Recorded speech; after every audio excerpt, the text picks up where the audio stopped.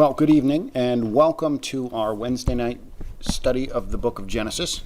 Tonight we are in chapter 30. So grab your Bibles and we'll take a look at chapter 30.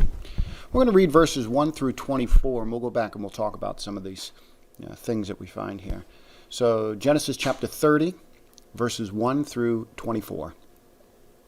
When Rachel saw that she bore Jacob no children, she envied her sister. She said to Jacob, "Give me children, or I shall die." And Jacob's anger was kindled against Rachel.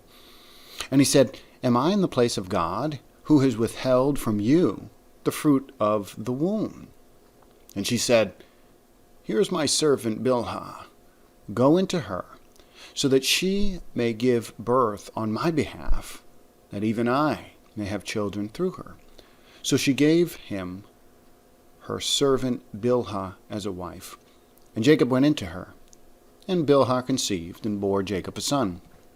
And Rachel said, "God has judged me, and has also heard my voice, and given me a son."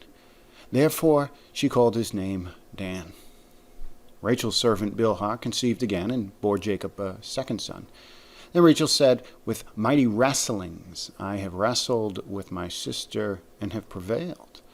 So she called his name Naphtali. When Leah saw that she had ceased bearing children, she took her servant Zilpah and gave her to Jacob as a wife. And Leah's servant Zilpah bore Jacob a son. And Leah said, "Good fortune has come." So she called his name Gad. Leah's servant Zilpah bore Jacob a second son, and Leah said, "Happy am I, for women have called me happy." So she called his name Asher. In the days of wheat harvest, Reuben went and found mandrakes in the field and brought them to his mother Leah. And Rachel said to Leah, "Please give me some of your son's mandrakes." But she said to her, "Is it a small matter that you have taken away my husband? Would you take away my son's mandrakes also?" Rachel said, "Then he may lie with you tonight in exchange for your son's mandrakes." When Jacob came from the field in the evening, Leah went out to him to meet him and said, "You must come in to me, for I have hired you with my son's mandrakes." So he lay with her that night. And God listened to Leah, and she conceived and bore Jacob a fifth son. Leah said, "God has given me my wages, because I gave my servant to my husband." So she called his name Issachar. And Leah conceived again, and she bore Jacob a sixth son. And Leah said, "God has endowed me with a good endowment. Now my husband will honor me, because I have borne him 6 sons. So she called his name Zebulun. Afterwards she bore a daughter, and called her name Dinah. Then God remembered Rachel, and God listened to her, and opened her womb. She conceived and bore a son, and said, "God has taken away my reproach." And she called his name Joseph, saying, "May the Lord add to me another son." In verses 1 through 13, what do we find going on? We have 2 women who are fighting over the love and affection of their husband. How do we see the story unfold and what each woman is thinking? Because we actually get a glimpse into their mindset. Well, the way that happens is by the naming of the children, right? The names of the children, when they're born to them, they tell us a lot about what they think, what these women think, and what's happening in their lives, and what are they attributing certain things to. So it really gives us a glimpse into their mindset and really what's going on with them. The first thing we should notice is that Rachel sees that her sister Leah is bearing children, but that she isn't. Now, not only is this a problem for Rachel, because she believes that Jacob will end up loving Leah more than her, right? You've got this rivalry going on with these women, these sisters. But in this culture, barren women are looked at as cursed. They're to be pitied. They are under the punishment and the wrath of the gods. So this is a very big deal in this culture. So what does Rachel do? Well, she tells her husband to give her children, or she's going to die, right? Give me children, or I'm going to die. Well, what's the problem with her request or her command, right? She's really commanding her husband, do something here. Well, the fact is that Jacob isn't in control of her reproductive cycle, right? There's not much that Jacob can do. Only God can fix or undo something that might be wrong physically. And that's what Jacob says. I mean, he says that himself. He says, I am not the one who's in control of all of this, but God is. So, don't be coming to me with your concern about this as if I could do something in and of myself. So that's what Jacob says. And now he basically says that God is the one that is actively keeping her from bearing children. Now let's take a moment here. That might be true, but it might not be true. We have to remember that just because someone in the Bible says something is from God, or they say anything, if they say that God is doing something to them, it doesn't mean that he is. We need to have divine confirmation to have an assurance that God is the one who is actively involved. Now listen, we know that God is in control of all things, but we also recognize that God is not actively involved in everything that goes on, right? Plenty of people who go long periods of time, both in the ancient world and today, without getting pregnant. And then finally, they do have children. Now, is that God intervening, or are those God-ordained natural processes at work? Well, I don't know. But again, unless God or some inspired prophet tells us that this was a direct action of God, we really don't have the right to say that it was. Again, remember that in their culture, they blamed the gods for women being barren. And they said that a person had offended the gods, they were being punished by the gods, they were cursed by the gods, right? So this was a very common belief at that time. Now, again, I know that God is in control of all things, but I also know that God has put into place laws of nature. And things happen that God might get blamed for, but that he really is not actively involved in. And again, I'm using that term actively involved for a reason, because nothing is out of God's control or something that he can't handle, but it doesn't mean that God is actively involved. Let me give you an example before we move on. Let's say today, let's just say today, a mother does drugs and she's pregnant. She's pregnant while she's doing drugs, and her child is born addicted to drugs and suffers all kinds of pain. And maybe even the child dies. Did God make that child addicted to drugs? Did God make that woman, that mother, take drugs? Did that child die because God said, I want you dead? Or were those events the results of someone using their free will to sin against God and their child? And those are what we would call the natural results of sin.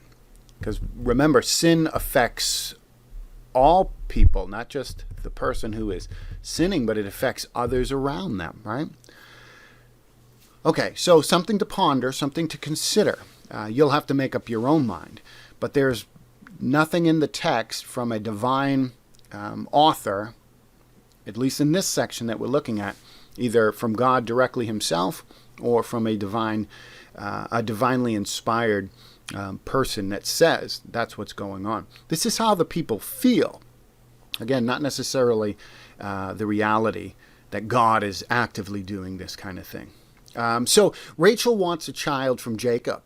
And because Jacob says that the reason she isn't getting pregnant is because God is keeping her from having children, right? So he says, God is the one who's doing this. I can't give this to you.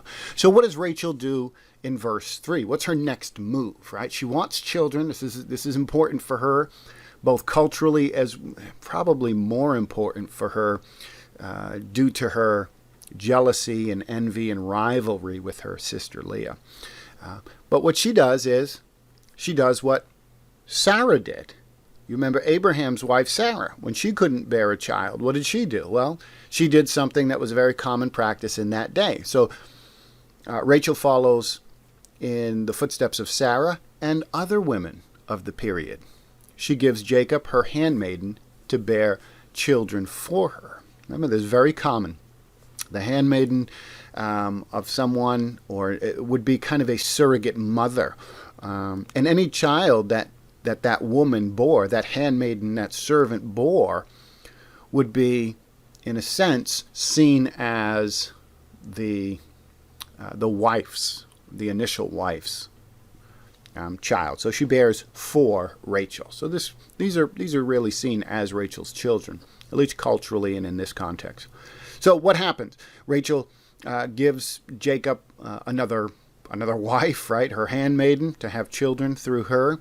Well, the handmaid conceives and bears a child for Rachel. Now, let me just mention, right, because we talked about this, but let me just mention that if God is really trying to keep Rachel, right, if he is actively trying to keep Rachel from having children, why does he allow this little kind of loophole to work, right? Like, oh, you got one over on me. Well, of course, God can't be gotten over on, right? If God was actively involved in trying to keep Rachel from having children, he could easily prevent this handmaiden from having children as well. So again, I don't think God is actively trying to keep this from happening. There's natural things that are going on, at least in my view.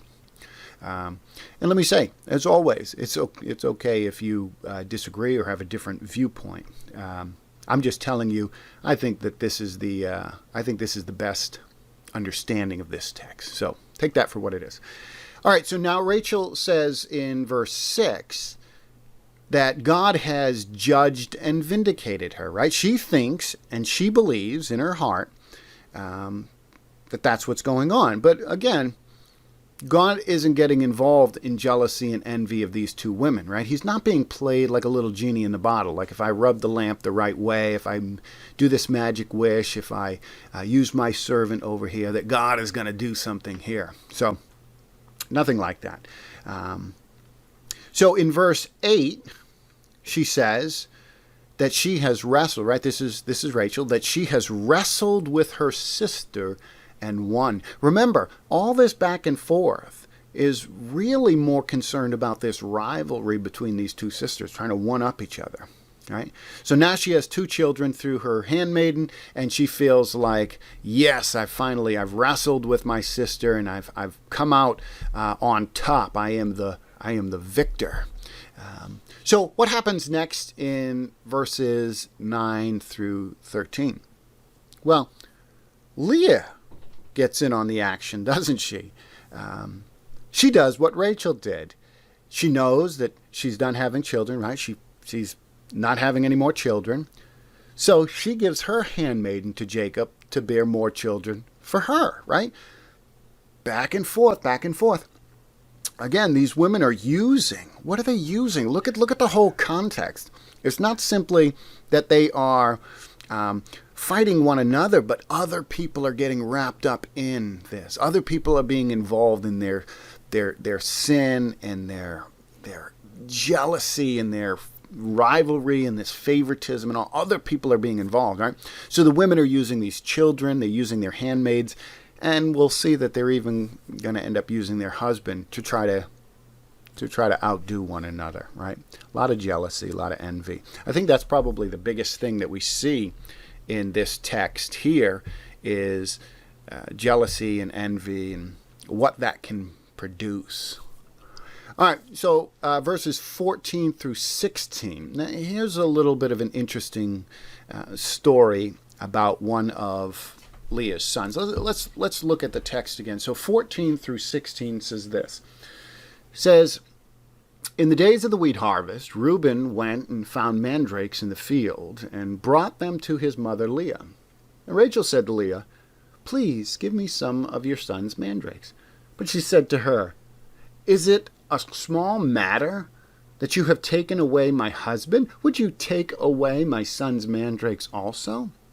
Rachel said, 'Then he may lie with you tonight in exchange for your son's mandrakes.' When Jacob came from the field in the evening, Leah went out to meet him and said, 'You must come into me, for I have hired you with my son's mandrakes.' So he lay with her that night." So here's the story, right? Leah's son, Reuben, he finds some mandrakes in the field. Now, you might not know much about this, but it was believed at this time that mandrakes helped a person get pregnant, right? Very similar. We've got home remedies and all these little things that people sometimes put forward as natural remedies for one or another kind of medical condition or something like that. And I'm sure that there are old concoctions and things that people would drink or eat or take in order to make them more susceptible to becoming pregnant, something along those lines, right? And that's what this was. They saw these mandrakes as having this kind of medical power to them, right? It would have been, back then, they would have considered it more of a kind of a mystical, magical kind of thing. You eat this and it helps you get pregnant. Now, Rachel wants some of these mandrakes, right? Leah's son Reuben is the one who finds them, but Rachel wants some of the mandrakes. Why? Well, she still wants children, right? And she wants to bear a child herself. Now, she's got children kind of born to her in her name, in a sense, from her handmaiden, but she doesn't have her own children from her own womb, from her own body, right? So she wants her own children. So that's why she wants these mandrakes. Now, what does Leah say? Well, she says, "Listen, you've taken away my husband," right? Clearly, Jacob is camped out in Rachel's tent more often than in Leah's, it appears. She says, "You've taken away my husband, and now you want these mandrakes, right? You want my son's mandrakes. You want to steal these from me too." And Rachel says, "Okay, how about this? We'll make a deal. I'll buy them from you, right? I will let you sleep with Jacob if you give them to me." Now, right away, everyone should be asking the question, what's wrong with this? What's wrong with this situation? What is going on here? Jacob is being purchased. He's being purchased by these women. They're just using him, right? He's being hired away. So Jacob's being purchased. And when Jacob is told by Leah, right, he comes in from the field, and when he's told by Leah that he has been hired out, what does he say? He doesn't say anything, right? He goes along with it. He's okay. I mean, I guess I'm at your place now. This is horrible stuff. We really should be seeing that this is problematic. So now in verses 17 through 24, after we go through all of this back and forth with these women and this very interesting story about the mandrakes and Jacob, we see Jacob. He's just very similar to a lot of the other guys that we have seen so far. He just kind of goes along with whatever he's told. So he goes and he spends the night with Leah. Very odd, very strange, very sad situation. All right, so now in verses 17 through 24, here we are told, that God is now getting involved. We're specifically told that. So look at the text here. 17 says, And God listened to Leah, and she conceived and bore Jacob a fifth son. It says, now this is the narrator speaking, right? This is not Jacob or Leah or Rachel saying anything. Verse 17 is the narrator. And who's the narrator? Who's the person writing down the information here? Well, it's Moses. Moses writing it down, and he is getting it from God. So here we have a great example. You might even highlight this if you're taking notes. Here's a great example of a divinely inspired person, a writer, getting something from God. And this says that God got involved. God listened to Leah, and she conceived and bore Jacob a son. I'm sure she was in prayer and things of that nature. But it goes on to say in verse 22, and God remembered Rachel, and God listened to her and opened up her womb. So here, there's no ambiguity. There's no way around it, right? God is getting involved, right? Clear statement. God listens to Leah. He made her conceive. 22 says God remembered Rachel, and she conceived. We had no divine statement before that God was kind of playing these games with these women, listening to them fight and bicker and all of that. We didn't have anything of the kind. All we had were these women claiming that there were certain things going on that God was involved with. Here we have a great statement. All right. So we might want to ask the question at this point, why does God get involved? Why is God getting involved at this point? We saw earlier that God got involved. They're clear statements. God is working.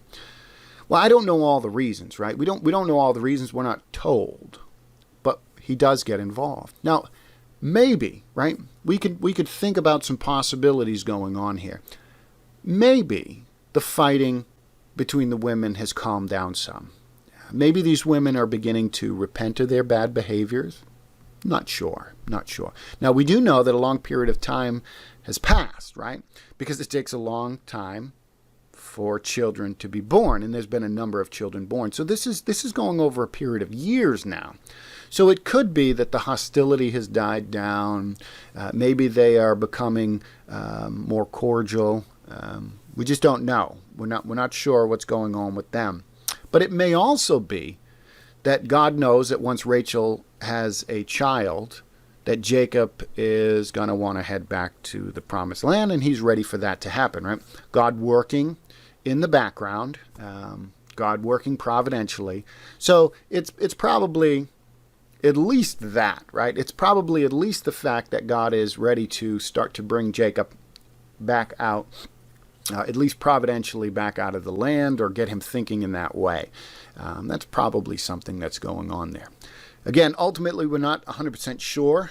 We're not told. But we do know that God gets involved, and we will see in the next section that Jacob is ready to go back home. He really wants to start focusing on heading back now. He's been out here for long enough. He's ready to go back to the promised land. Okay, so let's summarize where we've been, and we'll stop there for tonight. So really in verses 1 through 24, it's really all about this back and forth over who's bearing children, right? So who's better than the other? Who's going to be loved more than the other? Who's going to be cherished more than the other, right? They give Jacob more wives. He has more children through them. But again, it's a back and forth struggle over the love of their husband. Remember, all of this started, at least a lot of this started, because there was this hostility. There was this favoritism, right? Jacob loves Rachel, and Jacob does not love Leah. And so there's this back and forth, and there's a sibling rivalry going on as well. So there's favoritism, and with favoritism comes all kinds of problems. We've seen it in the past. We saw what happened with Isaac and with Rebekah, with Esau and Jacob, and we're seeing it here. And throughout all this behavior, though, throughout all this sinful, wicked behavior, this jealousy, this envy, treating their husbands as a tool to get back at each other, God is still working.